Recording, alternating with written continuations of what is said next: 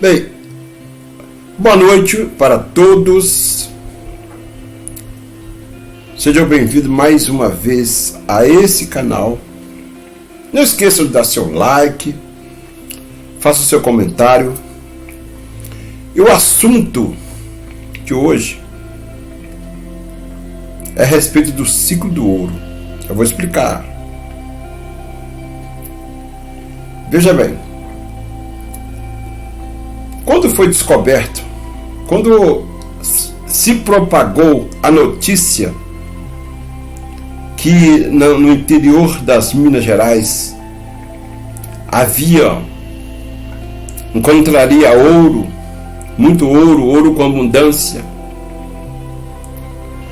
foi descoberto, né? Como eu já falei em vídeos, em postagens anteriores, eu postei aqui no canal sobre a descoberta. Falei que foi no Rio Tripuí, mas eu quero falar hoje sobre o ciclo do ouro. Quando se propagou tudo isso aí, essa notícia ela espalhou aí pelo Brasil todo, estados todos, Portugal, para todos os estados. Então todos vieram para aqui. Consta que mineradores, donos de engenhos no lado do Nordeste, eles abandonaram os seus engenhos para vir minerar. E também, como já foi dito, alguns vinham para encontrar o metal precioso e também para ficar. E outros vinham só buscar se enriquecer, encher o bolso de ouro e voltar para sua terra. Então houve nessa época o chamado ciclo do ouro, que foi essa confusão toda, tipo Serra Pelada, né? Na época de Serra Pelada, vamos lembrar de Serra Pelada. Muitos milhares de pessoas foram para lá encontrar ouro. Aqui também houve muita confusão, muitos problemas, contrabando, brigas, assassinatos, e também houve muito contrabando e muitas minas. Então foi uma confusão tremenda aqui na antiga Vila Rica. Não só em Vila Rica, né, mas também em outras vilas também, né? Bom, o ciclo do ouro também ele é referido como ciclo da mineração e corrida do ouro. Foi um período da história brasileira em que a extração e exportação do ouro dominou a dinâmica econômica do Brasil, colônia.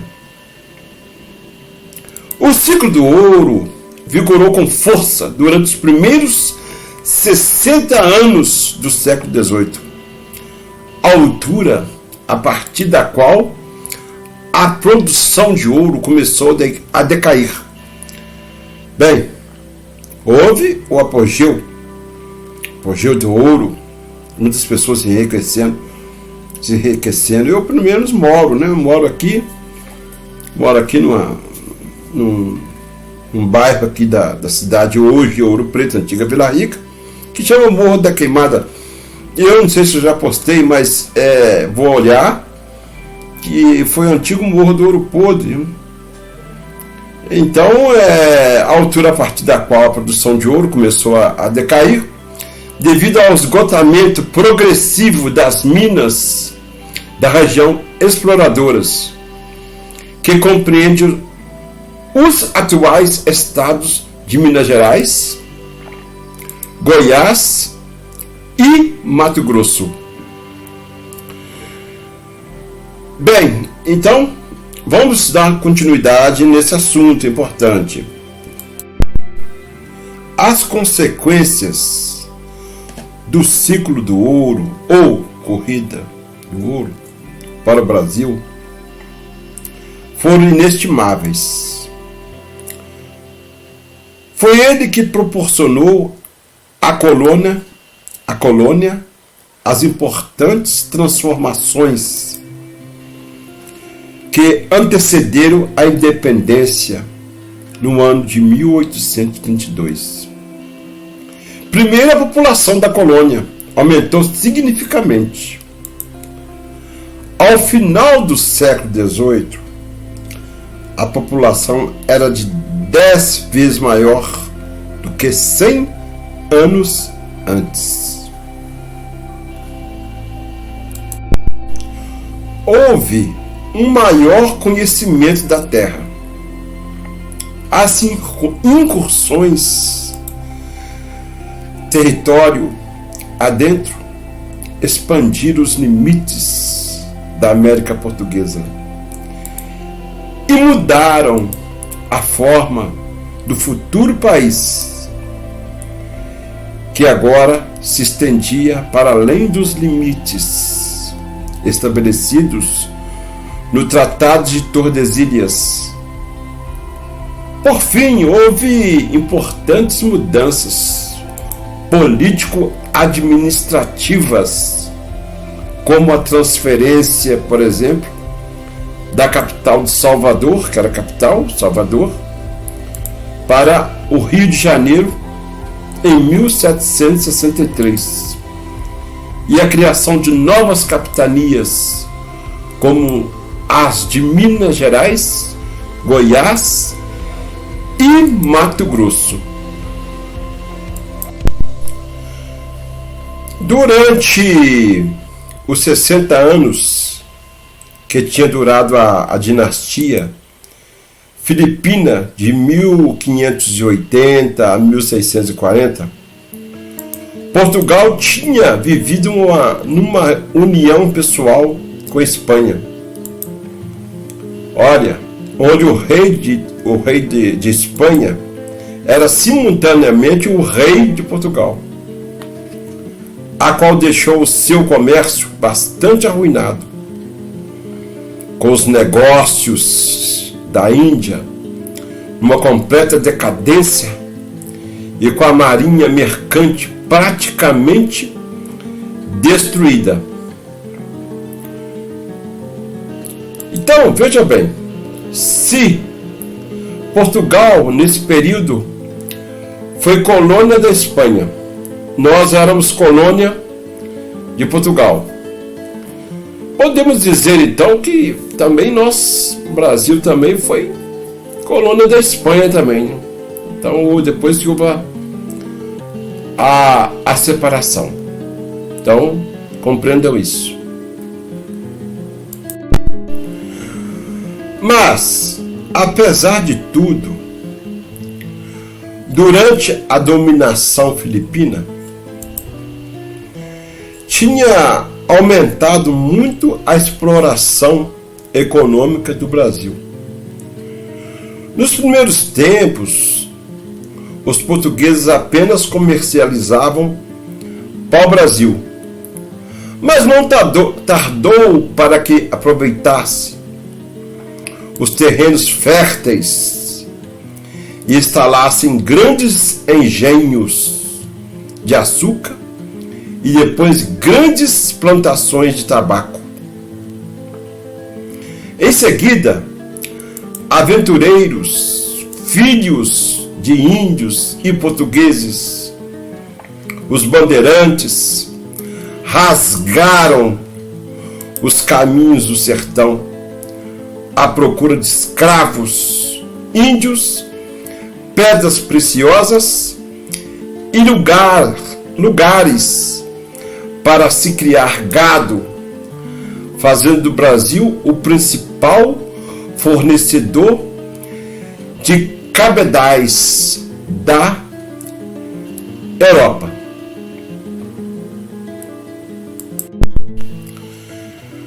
Entretanto, em Portugal, depois do golpe de Estado de restauração da independência, em 1640, a guerra da restauração com a Espanha continuava. Foi uma longa guerra que se prolongou durante 27 anos, terminando em 1668, com o Tratado de Lisboa, assinado pelos reis de Portugal e Espanha, e onde se reconhece a total independência de Portugal. E finalmente Portugal ficou livre da Espanha. Mas logo depois de feita a paz, o conde de Ericeira procurou restituir a independência de Portugal sob o ponto de vista econômico. Criou fábricas de papel, de vidro, de cordumes e de sedas.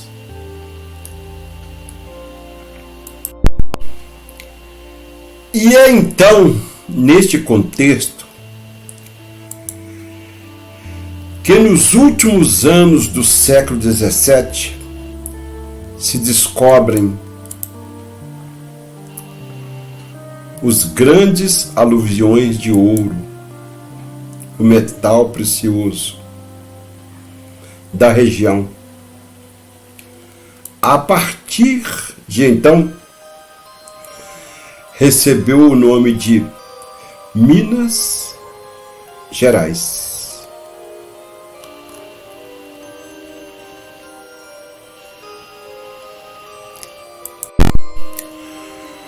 Quando chegaram ao Brasil, os primeiros exploradores portugueses buscavam ouro, metais preciosos, pois acreditava-se que os havia no seu território. Mas no início e durante os primeiros 2 séculos de ocupação portuguesa, as excursões pioneiras no litoral e interior do país não trouxeram muitos resultados, ainda que essas riquezas abundassem em várias zonas do Brasil, como mais tarde se viria a descobrir o metal precioso.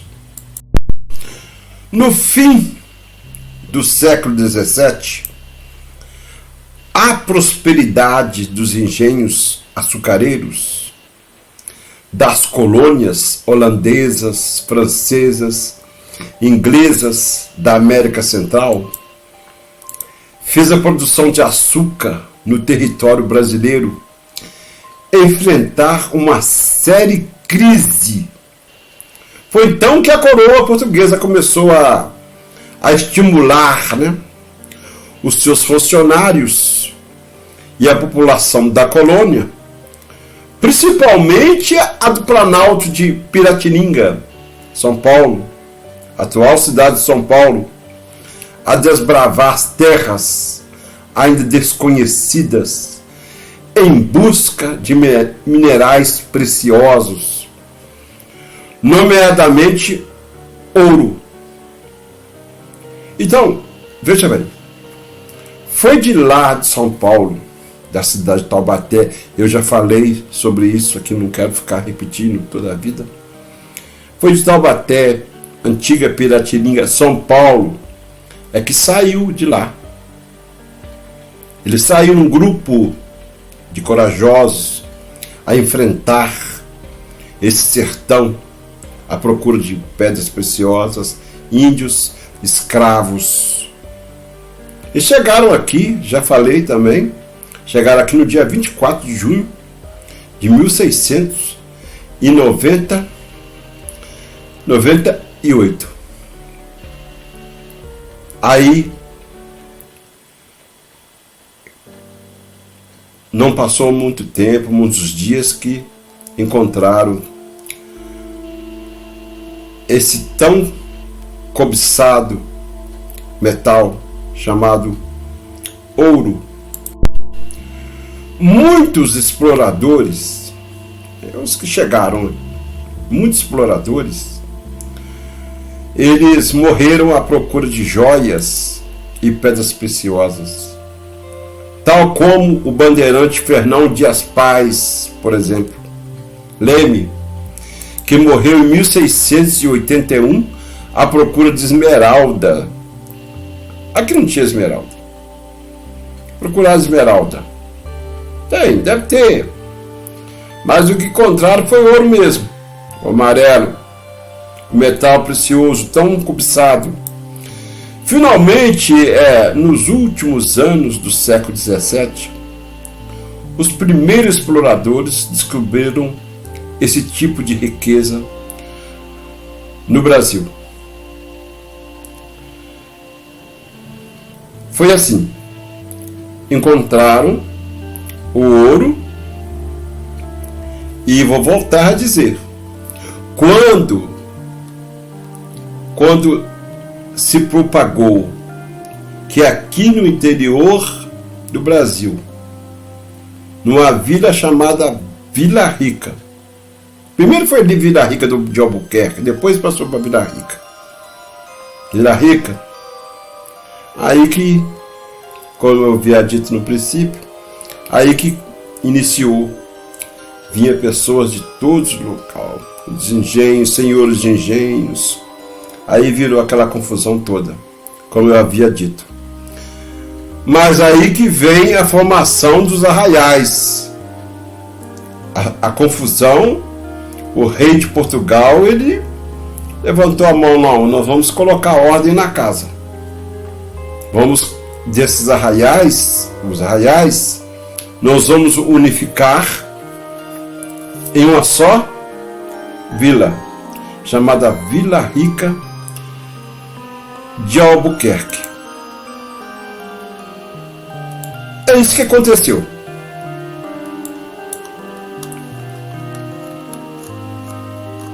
Então é o seguinte, eles morreram à procura, o Fernão Dias Paz, à procura de esmeraldas. Nos últimos anos do século XVII, os primeiros descobridores, esse tipo de riqueza foi encontrada no Brasil.